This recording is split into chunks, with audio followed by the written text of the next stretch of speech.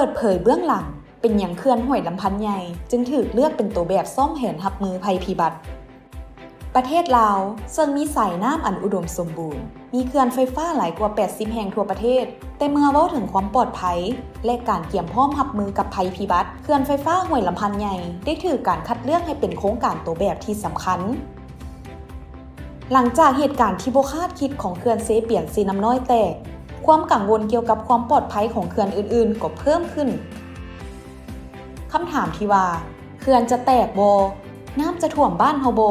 เกิดขึ้นในใจของหลายๆคนโดยเฉพาะผู้ที่อาศัยอยู่ใกล้แคมน้ำเพื่อสร้างความมั่นใจให้แก่ชาวบ้านที่อาศัยอยู่ลุ่มเขื่อน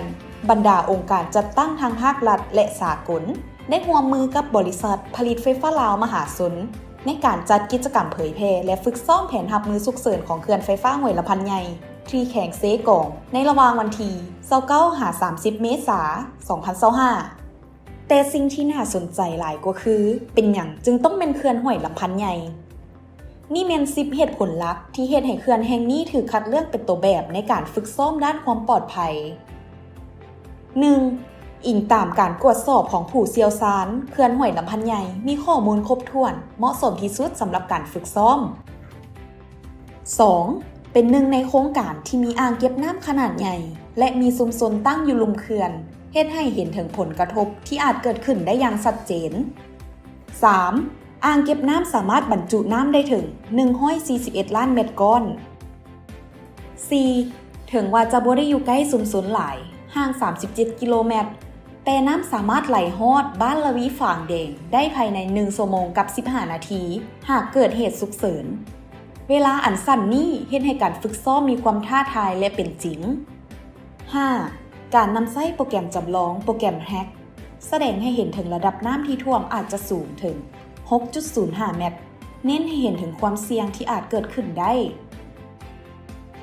6. สันเขื่อนห้วยลำพันใหญ่เป็นแบบดินถมแกนกลางเป็นดินเหนียวซึ่งอาจมีความอ่อนไหวหลายกว่าเขื่อนประเภทอื่น 7. เป็นเขื่อนขนาดใหญ่ที่ปฏิบัติงานจริงเฮ็ดให้การฝึกซ้อมอิงใส่สถานการณ์ตัวจริง 8. มีข้อมูลจำลอง 2D ที่ชัดเจนช่วยให้การวางแผนป้องกันมีประสิทธิภาพที่สูง 9. ได้รับความร่วมมือจากหลายภาคส่วนทางภาครัฐองค์การสากลและผฟฟล.เองเฮ็ดให้การจำลองเหตุการณ์มีประสิทธิภาพ 10. ทั้งหมดนี้รวมกันเฮ็ดให้เขื่อนห้วยลำพันใหญ่เป็นตัวแบบที่เหมาะสมที่สุดสำหรับการฝึกซ้อมแผนรับมือภัยพิบัติเขื่อนไฟฟ้าห้วยลำพันใหญ่บ่เพียงแต่เป็นโครงการสำคัญทางด้านพลังงานเท่านั้นแต่ยังเป็นสัญลักษณ์ของความมุ่งมั่นในการปกป้องความปลอดภัยของชุมชนการเลือกเอาเขื่อนแห่งนี้เป็นตัวอย่างในการฝึกซ้อมแสดงให้เห็นถึงความตั้งใจของทุกภาคส่วนในการลดพรความเสี่ยงและสร้างความมั่นคงให้แก่สังคม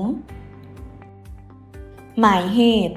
พวกเฮาขอยืนยันว่าจุดประสงค์หลักของข้อมูลนี้แม่นเพื่อแนใส่กันสร้างความรับรู้สร้างความเข้าใจข้อมูลนี้บ่ได้มีจุดประสงค์ที่จะสร้างความย้านกลัวหรือความกังวลให้แก่ประชาชนที่อาศัยอยู่ในเขตดังกล่าวแต่อย่างใดการเผยแพร่ข้อมูลเกี่ยวกับแผนรับมือฉุกเฉินนี้มีความสำคัญอย่างยิ่งเพื่อให้ทุกคนได้รับทราบถึงขั้นตอนการปฏิบัติและสามารถกักเก็บตัวเบื้องต้นได้อย่างถูกต้องเมื่อเกิดเหตุการณ์ที่บ่คาดคิดขึ้นความเข้าใจและการเตรียมพร้อมร่วมกันจะช่วยลดพรความสูญเสียที่อาจจะเกิดขึ้นได้